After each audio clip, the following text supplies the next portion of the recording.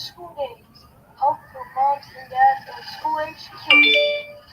I tell parents, you're like a training wheel on a bike. Your job isn't to make the bike move. Your job is to keep the bike upright.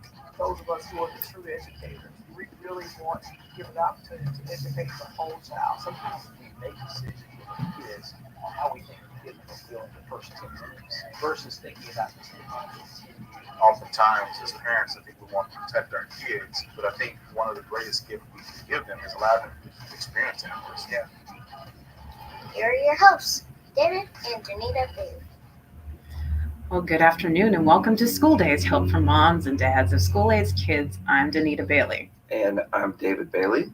A report by the National Alliance for Public Charter Schools called Voting with Their Feet, a state-level analysis of public charter school and district public school enrollment trends, found charter school enrollment during the 2020-2021 school year increased across the country as district public school enrollment decreased.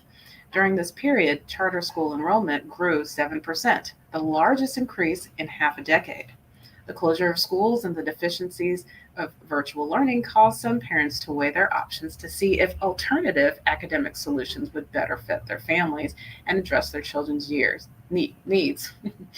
So in our family, we've actually explored a lot of different options, a couple different options for our kids. We did charter school, regular school districts, and now Chrissy's in fine art school, and not really due to COVID, just because we were just kind of open to different options. And I absolutely understand why parents are questioning their current options, because I was very dissatisfied with virtual learning. It was very, very tough for us.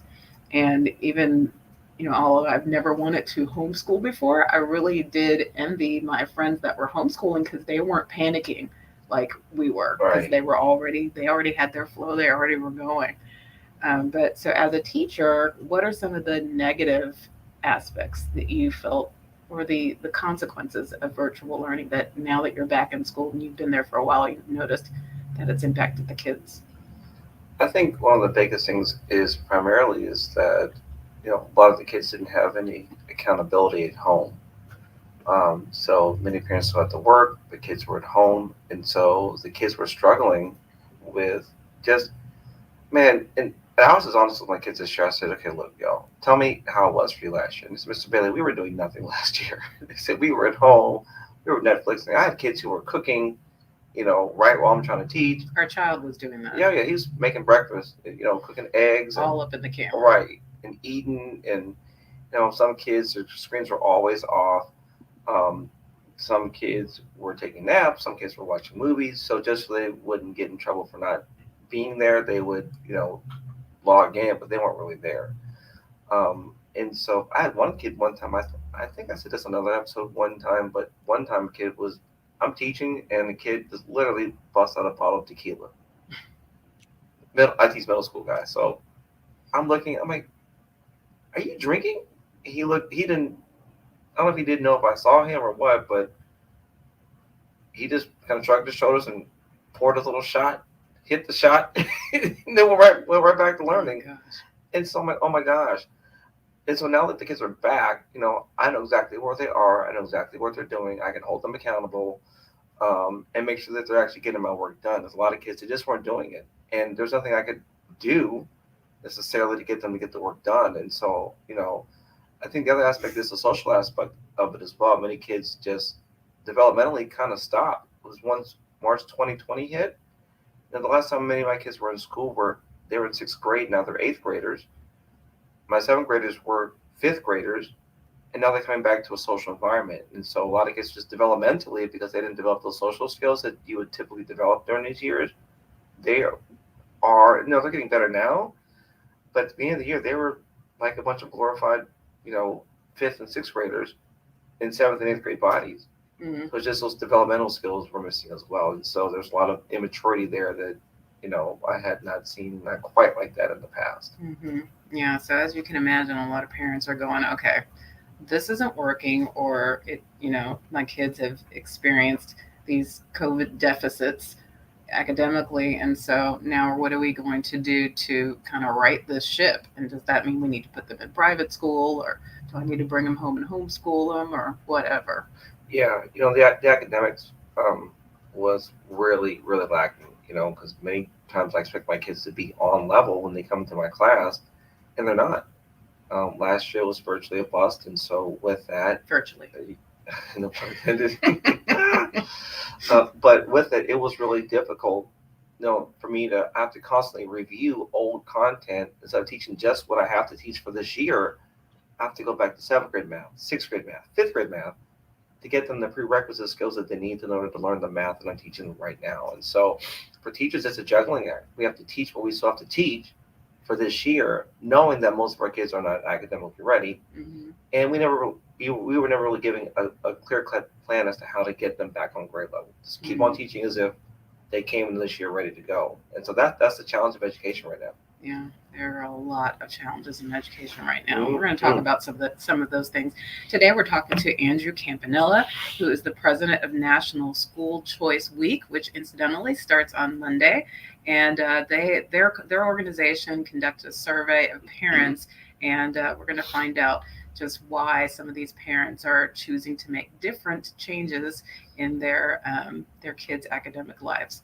But before we go any further, let me just say it does take a village. If you hear a great parenting tip or nugget of advice, share it with your parent friends. Facebook it, Instagram it, tweet it, link it in, and add the hashtag School Days Show and hashtag I Am School Days.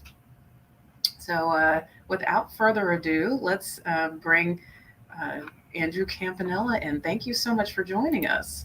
Thank you very much for having me, Danita and David. It is great to be back, and happy School Choice Week. Yes, we did an episode, I think in our first season, where you talked all about the different options of school choice between, charter schools and public schools and all those different things, the pros and cons of each, and just helped give a lot of guidance to parents as they're trying to make those choices. So I would recommend that anybody go back and listen to that episode. But tell us, first of all, what is National School Choice Week? So National School Choice Week is a not-for-profit effort, and our goal is to raise awareness of all of the options that families have for their children's education. Those options include traditional public schools, public charter schools, public magnet schools, private and faith-based schools, online public schools, and homeschooling. And the way we raise that awareness is all throughout the year, our team of talented professionals researches, develops, and promotes the nation's largest portfolio of jargon-free and cost-free school search resources. And they're all available at our website, schoolchoiceweek.com.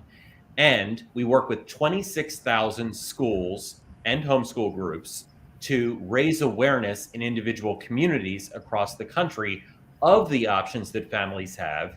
And we focus all of those efforts on 1 week in January, because now is the time when families who want to make a change for the next school year need to start looking at all of their different options. So right now, today, there were 10 large-scale school fairs all across the country. There will be tens of thousands of events, in person and virtual, and activities all across the United States this week, designed again to raise awareness of all the options families have and the benefits of utilizing those options.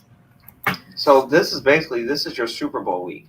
It is, absolutely. It is our Super Bowl week, wrapped in with the Academy Awards and New Year's Eve all at the same time. There you go. So you're recommending that people start now for Yes. changes that they might make in the fall. Is that what it is? Yeah. So, for example, if you are thinking that you might want to find a different school for your child and it's not an emergency situation, meaning you're not needing to change right now because of a bullying situation or because something happened in school that has prompted the need for an immediate move, but maybe you want to find a school that is a better fit. Or if your child is just entering elementary, middle, or high school and you have to make a choice or want to make a choice, or if you've moved to a different community, now is the time to start looking around at schools that would start in the academic year 2022-2023. A lot of families start in the spring or the summer and they think, well, we'll just be able to enroll in the spring or the summer. There are more school choice options for families today than there ever have been. And as a result of having all of those options and that expanded portfolio of options, the enrollment deadlines for a lot of schools have been made earlier. So you have to start the process sooner. So starting in January gives you enough time to really go through that process of looking at the options that are out there, asking a lot of questions, going to school fairs and on school tours, and sitting down as a family and making a good decision. Sure. So your organization conducted a survey. Can you tell us who was surveyed? How was the survey conducted? All that good stuff. Sure. So we want to know every year from parents what they're thinking about education and schools and the process of evaluating whether or not their child is learning and getting an education that they, as the mom or dad, think they should. So we use the SurveyMonkey National Audience, which is a census-weighted survey of thousands and thousands of U.S. families, and we ask questions that usually are not asked in different public opinion polls. So this year we asked moms and dads of school-aged kids between the ages of 5 and 18 years old if they had, within the past 12 months, considered finding a new or different school for any of the kids in their household, or if they are considering it now. And we also asked families, if they did go through that process, what did they prioritize? Why did they want to choose a new or different school? What advice they would have for other families, and things like that. And the results, I think we'll get into them here, are really interesting. And I think they go to the broader point that school choice is not a concept anymore. It is not a proposal. It is not an idea that people can't interact with tangibly. It's a reality for the majority of families in this country. Mm-hmm. Yeah. So you mentioned they told you why. So what were some of the reasons why they decided to make a change or consider making a change? Right. So the biggest top line of this survey, the biggest number here is that 47% of families said that in the last 12 months, they considered finding a new or different school for their kids. And of the 49% who did not go through the process of looking for a new or different school for their child, 18% of those families said that that they would start the process in advance of the 2022-2023 school year. So what I found interesting was that the majority of parents, or the highest percentage of parents, said that the reason that they were looking for a new or different environment was because they wanted a higher quality education for their kids. That was the first answer. The second answer is they were motivated to look for something else because of the disruptions to their kids' education as a result of COVID. And the third most prevalent response was they were concerned about school safety or bullying, and that motivated them to look around.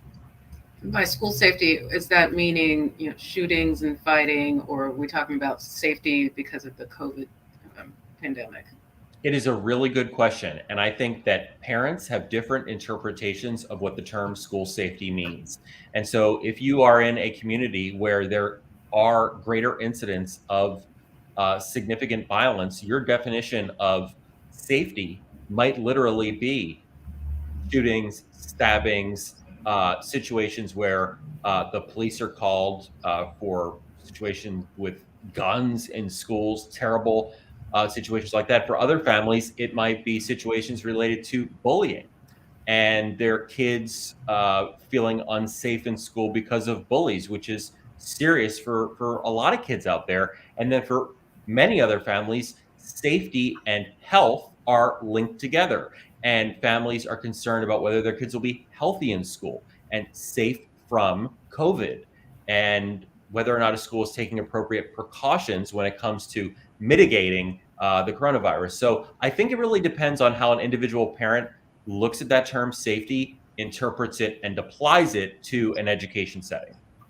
Yeah, I know. I'm on a couple of Facebook groups with different groups of moms and dads.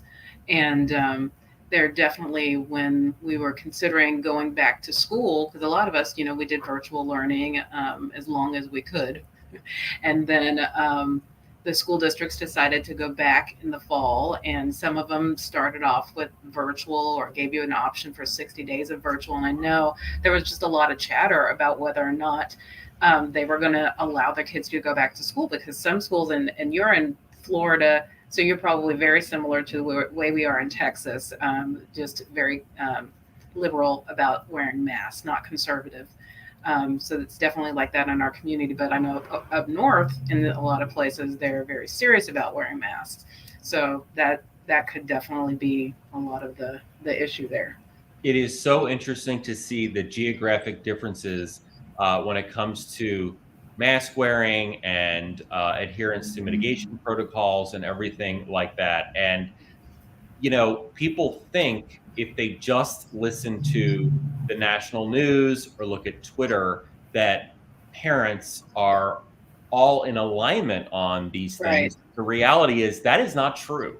And when we talk about public opinion, we have to remember that when you have a number like 50%, it's a big number, but there's another 50%.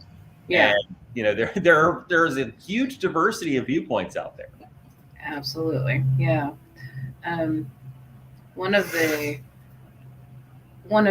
things that you mentioned is that they wanted more control over curriculum. So do you think that that's because of virtual learning and parents becoming more intimately involved with the curriculum? I mean, I know I became a 7th grader last year, having to sit with my son and just keep him focused and whatnot. And this was my first time my eyes were really open to what he was really learning, because you can't tell when they're just bringing home homework. And so I wonder if some of those parents were like, oh, I don't like what they're learning. I feel like there needs to be more. Do you think there was some of that? I think that is probably the vast majority of respondents to that question who were in that boat, saying, okay, we're going through the virtual learning. Now we see the types of things our child is learning, how they're being taught, and the specific curriculum. I don't necessarily think in a lot of cases that this response to this question was reflective of the broader national narrative of, parents upset about things in school libraries and things like that. I think it was more families saying that they were concerned about their kids not understanding a curriculum or not taking to the way a subject is being taught. The more practical components of curriculum and instruction that I think are more kitchen table discussions that families have and are likely more motivators for families who hadn't otherwise thought about making a change. Yeah. Do you think that parents during virtual learning either were overwhelmed by the format and wanted something more manageable, or once they finally saw what their kids were learning, they were underwhelmed with the curriculum that they were teaching? I honestly think that it's a variety of answers, not to try to get out of giving you a direct answer, but I think that for a lot of families, they're involved in their kids' education. They look at their kids' homework. They don't necessarily see, in many cases, how things are taught. And then they compare it to how they were taught. And for example, math. I have seen math lessons now that are very different from the way I learned math a million years ago. And so I don't know if the way I was taught or the way students now are taught was better, but I think a lot of parents say, this isn't how I was taught, and so there must be a problem with it. You're a teacher, so I think you could probably weigh in on what you think the reaction is. I do think that some families are underwhelmed, or they think that something's not getting deep enough on a topic, etc. And as a I teach math, and so I teach algebra and geometry with middle school students. So these are advanced students, and I'm the type of teacher. I'm very all in on high tech and using technology in the classrooms. I think there are many advantages to it. But I am still kind of old school in nature as well, as I expect kids to do their work and show their work. And I tell my kids that math is a subject you have to do. You can't just look at it and click letters and but I've seen that many kids, I haven't had a lot of input from parents necessarily, but just the kids are not used to working necessarily. And so that's one of the biggest challenges as well, is making sure that the kids are doing what they're supposed to do and making sure that they are, doing the rigor that I expect them to. And that's one of the biggest challenges. And sometimes as a parent, Man, I know what I'm doing with my kids because I teach them. But many times parents don't know what's actually being done in the classrooms. And so there's this big mystery of, you see grades, you see progress reports, but is it rigorous enough? Is it diverse enough? Does it go, in as much depth as we want the parents, as we want the kids to go through? Because just because you have a good grade doesn't mean that it's rigorous. Right. You can have a high grade and low rigor. That doesn't necessarily mean anything. So I think there's a lot of questions swirling around that. Yeah. And I think parents really get a sense of how much knowledge their kids are acquiring, just in general, and feeling a forward momentum in a school year. And I think that a lot of the concerns about curriculum, also a lot of the concerns about quality, were all directly related to the challenges that families had navigating crisis remote learning. And I think what any practitioner would say is that having kids on Zoom for an extended period of time is not necessarily a good practice. We all have attention span challenges. I know that mine is shorter than many other people's, and kids need social interaction. There are better ways of delivering remote learning than what we saw in the past 2 years. And I think that all of those challenges, concerns, and anxieties all culminated with families saying, we need a fresh start. Yeah, 100%. One of the factors that was mentioned in the survey was wanting to better address your child's special education needs. So are there better choices than others if you have a child that has special needs? So one of the rules that I have for myself, because I really believe this, is that we never say that we think any one type of school is better than another type of school for all kids. And so, for example, you will never hear me saying that you should always choose your neighborhood public school, or that charter schools are always better than private schools, or that private schools are always better than district schools, because I really think what matters is the school the right environment for your child?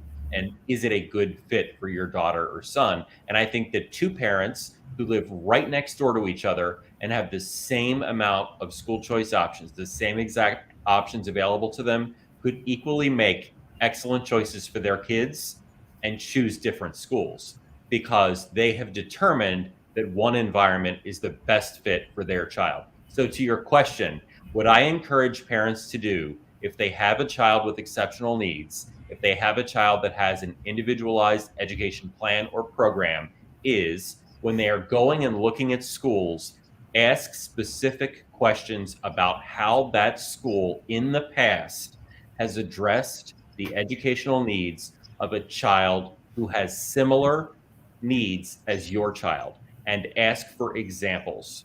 You don't just want to get a check in the box answer of whether or not the school accepts students who have IEPs, because in every public sector option, the answer you will get is yes, because that's a legal requirement. But you want to know how they have addressed these situations, what type of classroom the child will be in, what type of instruction they will receive, how the teachers are trained and certified or accredited to teach kids who have exceptional needs, and how they communicate with families on an ongoing basis to make sure that a child's IEP is being followed or monitored or updated. And so you want to get as specific as you can and get examples. That is really good wisdom, because I have heard that there are certain types of schools that are not required to address special education needs. Private schools, I know public schools have to, but for you to go in and say, how has this been addressed in the past? And that's a perfect way to address it, instead of just blanket saying, I'm not going to this type of school because they're not going to be able to help my kid. Right. And so let's just be real for a second. Yes, there are some private schools that do not serve students with special needs. There are also some private schools that are specifically set up to help students with special needs. And in some cases, actually, public sector schools, if they determine that they cannot appropriately serve a child who has exceptional needs, they can do what's called an outplacement. meaning they can choose a private environment for that child and pay for it. The district will pay for a private school for that student because the district has a responsibility to meet state and federal law when it comes to educating kids with IEPs, special needs, etc. And they determine that the best way to do that is by having an outplacement. So it's a mixed bag. Now you will find public sector schools in some places, whether it's a district school, charters, etc., that will tell you, yes, we serve students with special needs, and legally they do. Now, you may find that the quality of education that you get for your child who has those needs might not be as good as at another district managed or charter school. So just because someone follows the law by the letter does not necessarily mean they're adhering to the spirit of the law, which is that children who have special learning needs get a free and appropriate education. Yeah, that's really good. Has virtual learning in the past couple of years been more of an encouragement or a detriment to the homeschooling movement? To the homeschooling movement. So what I would say is this. Everybody needs to know that there is a big difference between homeschooling and online schooling and remote learning.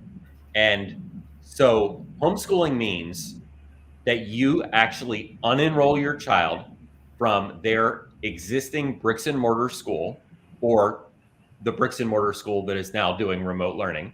And you decide that within the barriers of state law or the confines or the structures of state law, you are going to educate your child in the home. And every state has requirements for homeschooling. Sometimes you have to provide notice. Sometimes you have to teach specific subjects. Some states even require you as the parent to have specific academic credentials, bachelor's degree or high school diploma, et cetera. So every state has its own rules. So homeschooling, that process of opting your child out of a bricks and mortar school, educating them in the home, that has grown significantly during the pandemic because a lot of families went through the emergency remote learning and said, we are spending as much time on this emergency remote learning. We don't like the technological platforms we're using. Our kids are not paying attention. We are frustrated. Everybody's frustrated. We can do it ourselves. So they unenrolled their kids and they homeschooled them. So in that case, yes, it has increased the numbers of homeschoolers. Would I say that it inspired families to homeschool? In some ways, yes. Now, a lot of families felt like they were homeschooling last year because of crisis remote learning. And the reality is families innovated to address the challenges they were dealing with by getting kids together in learning pods and creating micro schools that helped those students go through the crisis remote learning. So I think that parents did play a greater role in their kids' education in the past 2 years. Now, when it comes to a totally different aspect of this, and that is full-time online schooling, these are schools that were set up and have been set up for more than a decade that kids can attend tuition-free, that are online. They have really perfected the way of delivering a quality education using new technology. Those schools have become more popular among families who've been frustrated with emergency remote learning, but I am concerned that people are going to conflate and confuse emergency remote learning with full-time online schooling, and that the result of that will be less support for that option for families. And I'm all for giving families more choices. Yeah. Hopefully you got an answer out of that somewhere. Well, you absolutely did. And I love that you called it crisis online learning, because that's exactly what it was. It was very, very difficult for our family. We have 3 kids. So, and at some point, David had to go back to his campus to teach. So I was all by myself. And it did feel like crisis, kind of traumatic. And the friends that I have that have done online, like traditional online learning, it's not that. It is not the same thing as what because we were experiencing an experiment. And it was a terrible experiment too. I mean, I could go on for another full hour about this topic, and it's not just to dump on remote learning, because I know everybody has an opinion on it and how it's been over the past year. But we tried this because we had to as a country because of the challenge of the coronavirus. But what we still have not addressed is the fact that there are families in this country that cannot afford internet access. There are families in this country that do not have technology, computers, pads, etc., to be able to access the internet, even if they do have internet access. Some people just have, a phone in their household. You have other families where you have 3, 4, 5 children, but one phone. How do 5 kids in different grade levels go through remote learning on one phone? It didn't work. And so what we need to do is make sure we address all of those other issues, even though hopefully the pandemic will be receding in terms of severity of cases, severity of illnesses, hospitalizations, things like that. Because we need to remember the challenges we faced at the beginning. And we need to get people connected to the internet. If we expect people to be able to learn online, we need to make sure they have access to technology and all of those other supports that are necessary so that education can actually be equitable. Yeah. And I have, my commentary on this, that many times are the schools as a whole, if they were not already online traditional schools who've been doing this for, like you said, for over a decade. It's not like, online resources and technology this isn't a new thing. It's been around for quite some time. The problem is that schools have not innovated in their instruction and how they deliver, learning to students. And so, the way schools have been many times has been how it was, back when we were in school. It was a little bit of integration of technology, but not much. And so when the pandemic hit, because none of them were, maybe not, I'm gonna say none of them, but many schools were not already moving in that direction, it was as if, figure of speech, but that they got caught with their pants down. And so schools had to scramble to figure out how are we going to do this. And so that's why I believe that it was in many cases a failure, because there was no planning in advance. It was a kind of this, if it ain't broke, don't fix it mentality. And that led to a lot of challenges.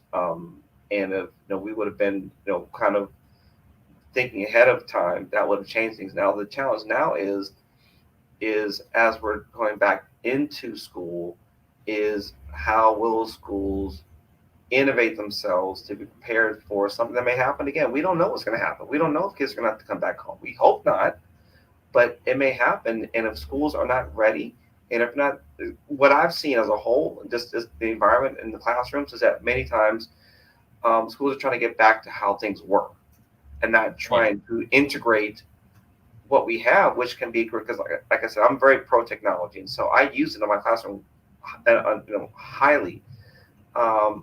But many times schools have just got back to, rows and desks and, copies and worksheets and things like that. Mm-hmm. But that's going to be a challenge, because I think we have to move forward. How do we keep the best of what we have learned from the pandemic, and also, not giving up everything from the past, but how do we integrate those two together?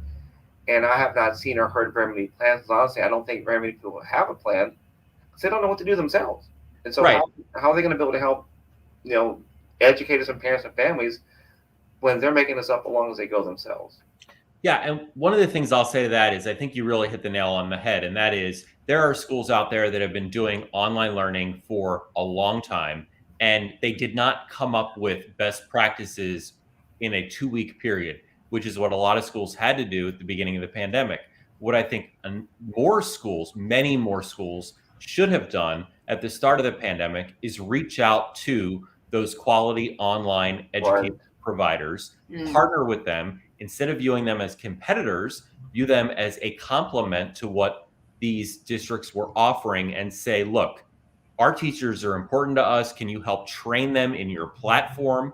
And can we use your platform until we can get back to normal? And I think what that would have done is that it would have empowered teachers with a more reliable platform to educate kids, as opposed to having teachers deal with 20 kids or more on Zoom or Microsoft Teams or whatever is being used, while also trying to handle all the technology and at some point trying to get some lessons in there. That would have been a better way of doing it. But I don't want to give schools too hard of a time, because you know who else hasn't figured this out? Colleges and universities. There are more online colleges and universities out there now than there are online K through 12 schools. But a lot of the colleges and universities that do not have online classes, they are doing exactly what schools that didn't have an online component to their instruction did at the beginning of this pandemic. Kids staring at laptops, looking at a class through what appears to be a telescope, and it just doesn't. Right. What are the key things that parents should consider when they're researching school choices? The first and most important thing that any parent should consider is this: you are the expert on your child. You know your child better than anybody else on this planet. You know what your child's interests are, talents are, and challenges are. Other people may want to give you advice, and they may think about judging you for the choices you make. But at the end of the day, you have to make the right call for the person you know your daughter or son to be. That's number one. Number two would be, give yourself enough time to look for schools so that you are not rushing by starting in the spring or summer and finding that there are a lot of seats taken up in schools. If families start the school search process now, it not only benefits them because they're more likely to find a school for their child, but it actually helps schools that a lot of parents are interested in understand that there is this demand, so they can hire more teachers and expand their seat capacity. So that's the second thing I'd encourage parents to do. The third thing I would encourage parents to do is to listen to the broad advice of other parents who say that their top piece of advice for other families in searching for their kids' schools is to keep the focus on your own child and go visit schools in person and talk to teachers and administrators and ask as many questions as you have. You really want to ask questions that are particular to your child's needs and what you want out of a learning environment. So those are the three things that I would advise a family to do the most. Keep the focus on your child and remember that you're making that decision for your daughter or son, and you are the expert. Start this process now and don't wait, and make sure you actually go and look at a diverse variety of schools and ask a lot of questions. So if you're having trouble, let's say in the middle of the school year, like maybe in October, I decide this isn't working, I'm going to need something else. How long should I prepare this process to take? Well, I don't want to do a plug for my book, but in my book, I have a whole You can plug your book. Plug it. about this because this is such a good question. People will say, well, you say to get prepared for the next school year and it's October and the next school year is not for 11 months. What am I going to do? There's a level of severity you have to consider here. If you're unhappy, and I think I made a joke about this, like you might be unhappy with the school lunch. You know, you could like make a call and try to fix that while you look at your other options. But if you're worried your child is getting bullied at school, you need to intervene. You need to get involved. And the school search process is not a replacement for an intervention when your child is in danger or when your child is not learning at all. So you do need an intervention before you can find a different option. And you can, in a lot of cases, switch schools mid-year. It's not ideal, but it can be done. And schools do accept students mid-year. And if you are in an emergency situation and you have to do that, by all means, you can accelerate the process. I'm talking more about a situation where a parent feels that it's not a good fit. They're still trying to get a feel if the year isn't going as well as they thought it wasn't going. And, wanting to look around at their options so that they can make the decision at the right time. Mm-hmm. One of the factors that parents stated in the survey was important to them is evaluation for preparation for the real world. So they would evaluate the school and say, is this going to help my kid for the real world? So what would parents be looking for that indicates that a school is strong in that area? That's interesting. In that question, we asked families, what would they prioritize in an ideal learning environment for their kids? And that was the top answer, which is they want a school that will prepare their kids for success. And it leads to the question, well, what does that look like? What does a school that prepares a child for success look like? I think the answer to that is in the next few responses. They want their kids to know the basics. They want them to learn math, history, English, science, writing, reading, all of those things that you're supposed to get in a well-rounded education. Parents really want their kids to understand and comprehend those things. Parents want their kids to have critical thinking skills and be able to reason their way through challenges and problems. And parents also want their kids to have an education that is interesting and an education that keeps them engaged in learning.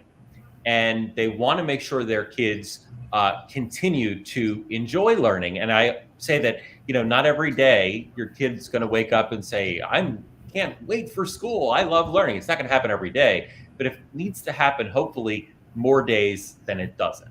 And so whether that's a class that your child is really interested in with a specific focus, or an extracurricular activity, or a club or a sport, something like that, that will motivate your child to want to go to school, that is really beneficial as well. Another factor that they indicated is having highly trained and qualified teachers. And then you also mentioned critical thinking. So with the crisis in education as a result of the COVID gaps that we've seen and the great resignation where a lot of teachers are deciding they're done, do you think that has impacted the school's ability to deliver on this? I know it has. It has in a huge way. And we face a huge problem when it comes to recruiting educators and recruiting individuals to go into education for a variety of reasons. There are a ton of reasons for this, but the facts remain. The facts are this. We already had a teacher shortage going into the pandemic. Mm-hmm. The pandemic made the teacher shortage worse. The vast majority of people who go into the teaching profession are white. And so the teaching profession does not reflect the diversity of our country at all.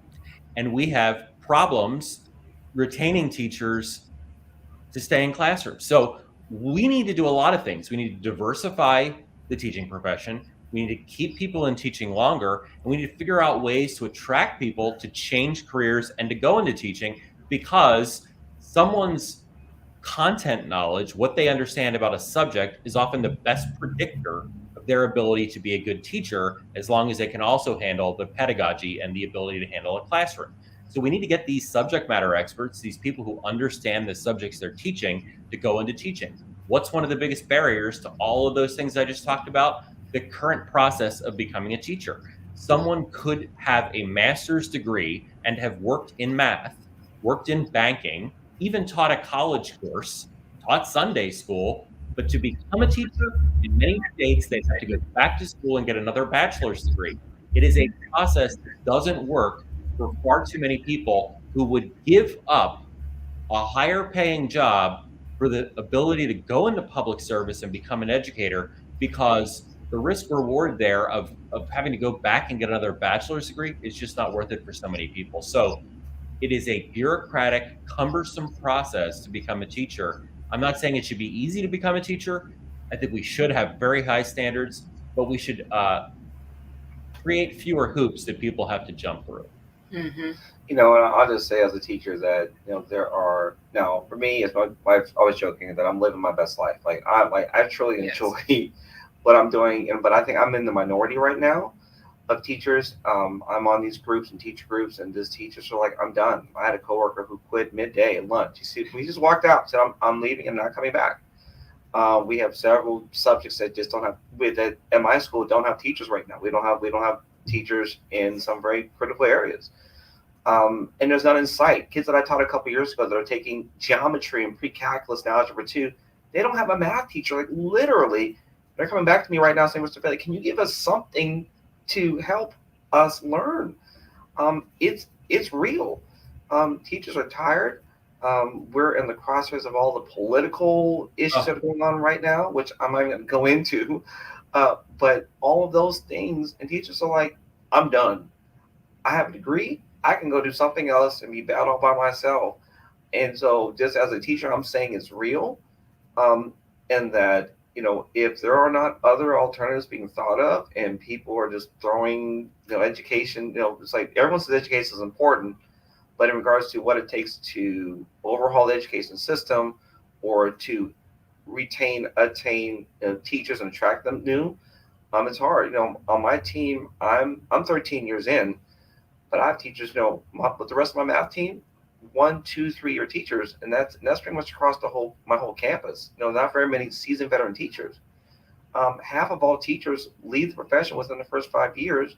These are pre-pandemic statistics. Mm-hmm. Now with COVID and everything that's happening, it's going to get even worse. And I'm really worried about the state of education and what's going to happen with our kids. I understand that teachers are doing what they feel they need to do. Which, unfortunately, many feel they need to leave. But at the end of the day, what's going to happen with our children? What's going to happen with the kids and their futures? And my fear is we're going to lose an entire generation of kids. For these past few years is going to impact them tremendously. My kids that are not taking pre-calculus right now, and they want to be engineers, what's going to happen to those kids? They don't have a teacher who's preparing these kids for their futures. And that's why it's so important for there to be options and for the options to be on display so we can see them. Right. Yeah. Hey, Andrew, you mentioned the need for diversity. Yes. In the survey that you guys conducted, Black and Hispanic parents were most likely to want to switch schools. Do you think it was because of the lack of diversity, or was it also other factors?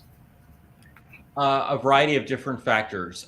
So interestingly, Black parents were far more likely than white parents or Hispanic parents to choose and say that the reason they wanted to switch to different schools was because the quality of education. They wanted a higher quality education. Far more likely than white or Hispanic families to say that. White and Hispanic families were more likely to say that COVID disruptions were their primary motivator. We're not talking about, we're not talking about a huge gulf here, but it's significant enough to have me notice it. And what I noticed in some of the polling done by Ed Choice, which is another school choice organization, and they do some fantastic polling. They have a big new poll out of African American families. And what they found is that Black parents were far more likely to be interested in COVID mitigation protocols in schools than white parents. Yeah. And I found that fascinating. By 33 percentage points, Black parents supported mask requirements, for example.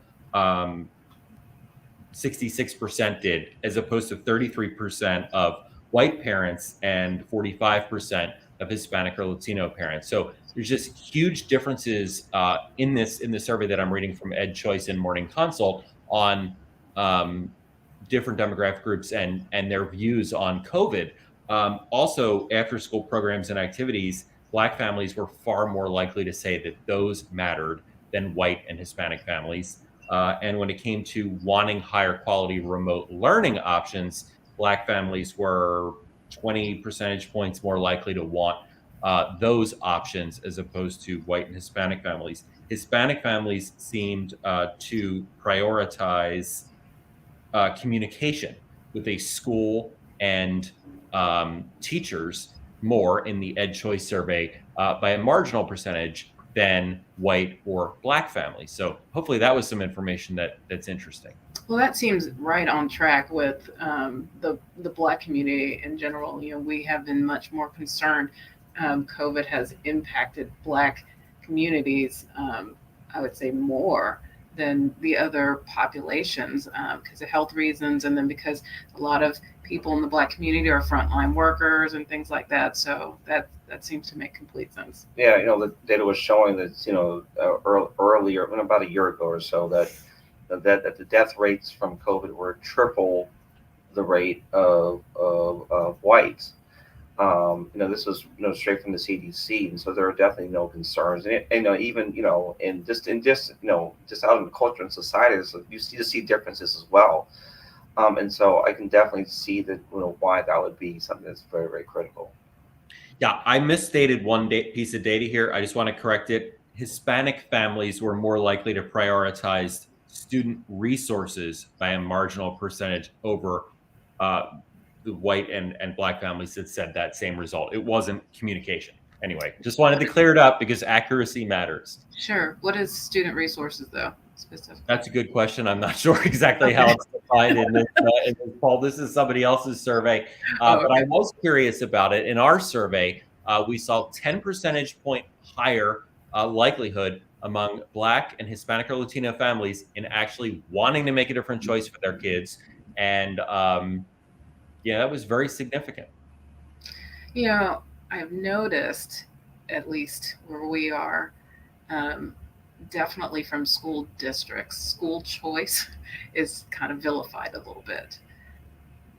And what are the reasons for the lack of support? I know why the school districts don't support like charter schools and things like that, but it seems like school choice is kind of a vilified subject. I'm glad you asked that question. And I think that one of the reasons that school choice is vilified is because for a long time, people have defined it so poorly. What we define school choice, the way we define school choice, is a purposefully inclusive definition to include traditional public schools managed by districts, public charter schools, public magnet schools, private and faith-based schools, online public schools, and homeschooling. And we define school choice that way, not because we seek to be non-controversial, although we don't think school choice should be controversial, but because that's how families and teachers look at school choice. They view school choice as a variety of different options that they have or want to have for their kids. And it would make no sense to talk about school choice and leave public schools out of the equation. There are more public schools out there than there are any other type of school. And families in our survey told us that they are more likely to want to look at district schools within their district or outside of their district, in many cases, than other types of options. So we include all of these options when we talk about school choice, and we're not referring to specific policies.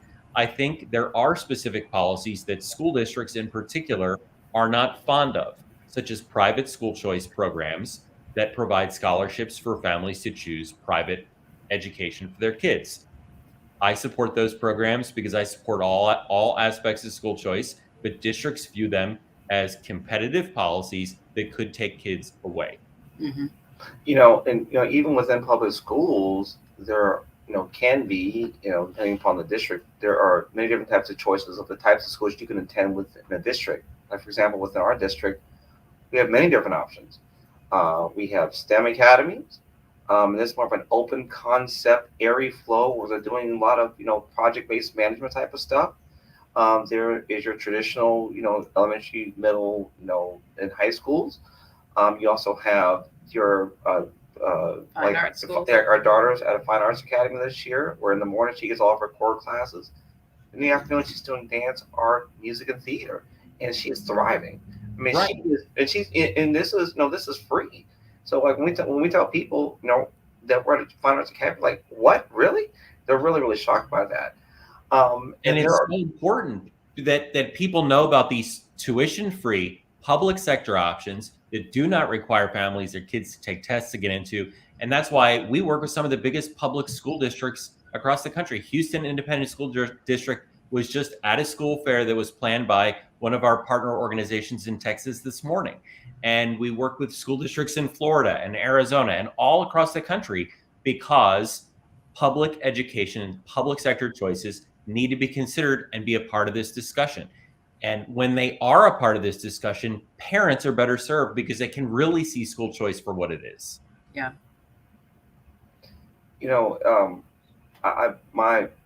My goal is, as I look at, where we are and the choices our kids have, and I look at, some of the other choices of, maybe sometimes in more urban environments and things like that, that sometimes I'm thinking, man, I wish this was available to all kids in all districts, versus just, the one model, as you said earlier, one model doesn't fit every single child.